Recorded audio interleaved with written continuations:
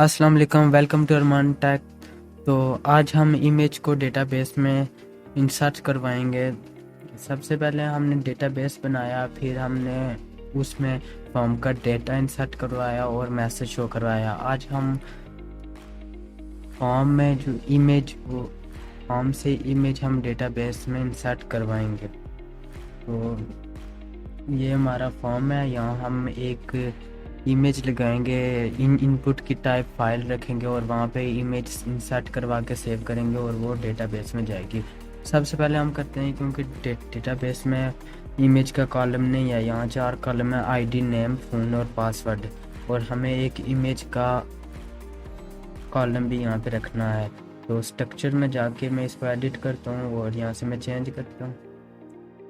ये यहाँ से मैं एक न्यू कॉलम ऐड करता हूँ। गो पे क्लिक करके यहाँ पे मैं लिखता हूँ इमेज। उसके बाद इसको मैंने रखना है टैग्स, क्योंकि इमेज में बहुत सारे वर्ड्स वगैरह यूज़ होते हैं जो डेटाबेस में आते हैं। क्योंकि जब हम डेटाबेस में इमेज इंसर्ट करवाते हैं तो वो इमेज खुद नहीं आती, जो उसका नाम लिखा होता है और जो एक्सटेंशन होती है .jpg, png या जी फाइल, वो डेटाबेस में लिखा आ जाता है। तो उसकी कोई लिमिट नहीं होती। इमेज में बहुत ज़्यादा टैग्स भी यूज़ होते हैं, तो उसके लिए हम टैग्स यूज़ करते हैं। जिसकी कोई लिमिट नहीं होती उसके लिए हम टैग्स यूज़ करते हैं। और जैसे नेम, पासवर्ड, ईमेल वगैरह की लिमिट होती है कि ये इतने लफ्ज़ हो सकते हैं, इससे ज़्यादा नहीं हो सकते, तो उसके लिए हम वाचार यूज़ करते हैं और आगे उसकी लेंथ दे देते हैं। तो यहाँ से मैं नल कर देता हूँ और यहाँ से मैं सेव कर लेता हूँ। तो ये हमारा इमेज का कॉलम बन गया है। क्यों पीछे है, पहले हमारा इमेज हमने बिल्कुल भी इंसर्ट नहीं की, तो वहाँ पे हर तरफ नल नल आ रहा है। आगे आगे हम इमेज से इंसर्ट करेंगे तो यहाँ पे इमेज का नेम और डॉट एक्सटेंशन उसकी यूज़ होगी। तो सबसे पहले मैं फॉर्म में जाता हूँ और यहाँ मैं एक और इनपुट ले लेता हूँ। इनपुट ले लिया, इसकी टाइप में रख लेता हूँ फाइल, क्योंकि इमेज के लिए फाइल की टाइप यूज़ होती है। और मैं इसका नेम रख लेता हूँ इमेज।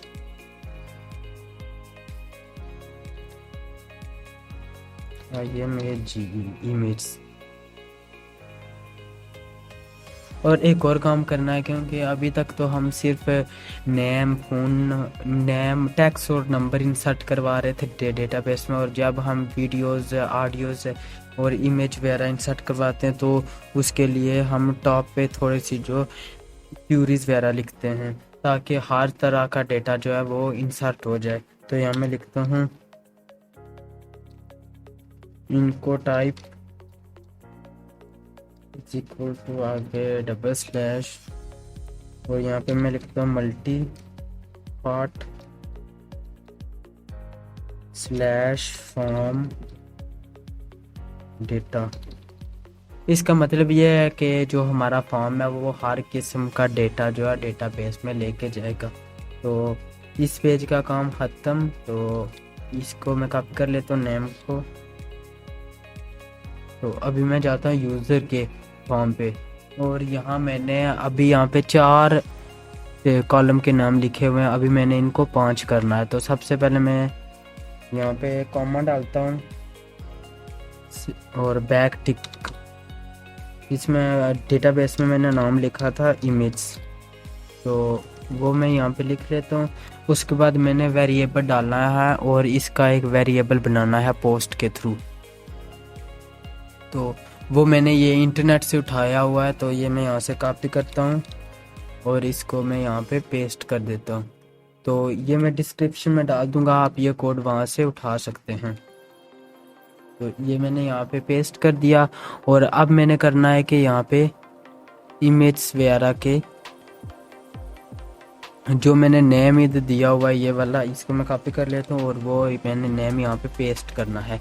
ये अपलोड्स फाइल है जो यहाँ पे मैं नेम वो पेस्ट करता हूँ। इसके अलावा ये वाली अपलोड्स फाइल है, यहाँ पे मैं ना वो नेम पेस्ट कर देता हूँ। और जो वेरिएबल हम यहाँ लिखेंगे वो ये वाला वेरिएबल है न्यू फाइल नेम। इसको मैं कॉपी कर लेता हूँ डॉलर के साथ, और यहाँ पे मैं करता हूँ कॉमा डाल के वेरिएबल पेस्ट कर दिया।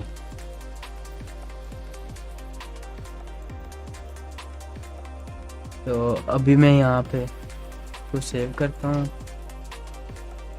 और यहाँ पे जाके मैं रिलोड करता हूँ, ये आ गई। अब मैं यहाँ से देखता हूँ कि इमेज इंसर्ट हो रही है या नहीं हो रही है। मैंने एक इमेज उठाई, इसको सेव किया और ये देखो इंसर्ट हो गया। मैं यहाँ पे देखता हूँ,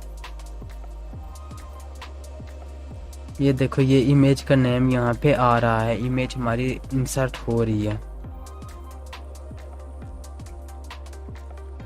तो ये हमारी इमेज डेटाबेस में जा रही है। अब हमने इसको अपने फोल्डर में शो करवाना है, तो उसके लिए मैं अपने फोल्डर में जाता हूँ और यहाँ पे मैं एक फ़ोल्डर बना लेता हूँ अपलोड्स का, जो कि LODS अपलोड्स।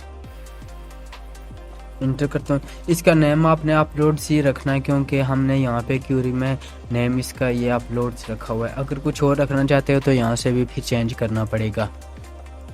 तो अभी मैं जाके इसको इंसर्ट करता हूँ, नेम वगैरह पासवर्ड हर चीज़ दे के यहाँ से मैं कुछ इमेज वगैरह उठा लेता हूँ और सेव करता हूँ। और ये देखो वो इमेज यहाँ पे डेटाबेस में चली गई है और उसके बाद फोल्डर में आके शो हो रही है।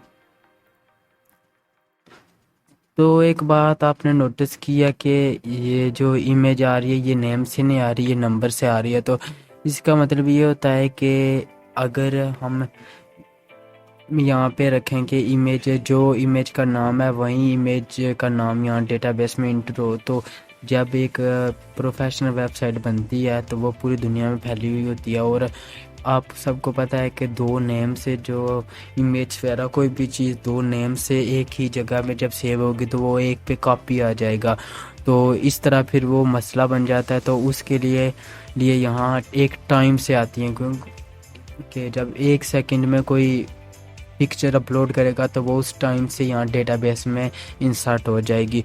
तो उसके लिए ये क्यूरी लगी हुई है राउंड माइक्रो टाइम ट्रू, क्योंकि ये टाइम से जो जिस टाइम पे आप अपलोड करेंगे ये उस टाइम के हिसाब से वो डेटाबेस में इंसर्ट हो जाए। अगर ये पिक्चर अपने नेम से होगी तो अगर दो सेम नेम से होगी तो फिर वो कॉपी हो जाएंगी। तो इस तरह हम यहाँ डेटाबेस में इंसर्ट करवाया है इमेज को और फिर वो फोल्डर में शो भी हो रही है जो भी इमेज हम डेटाबेस में इंसर्ट करेंगे। अभी वहाँ पे एक थी, अब मैं यहाँ से कोई और उठा लेता हूँ ये वाली और ये मैं सेव करता हूँ। ये यहाँ पे आ रही, आ गया, एक्सटेंशन भी आ रही है .png और ये फोल्डर में भी आ गई। तो उम्मीद करता हूँ ये वीडियो आपको पसंद आई होगी। तो मिलते हैं नेक्स्ट वीडियो में, तब तक के लिए take care, keep smiling and खुदा हाफिज़।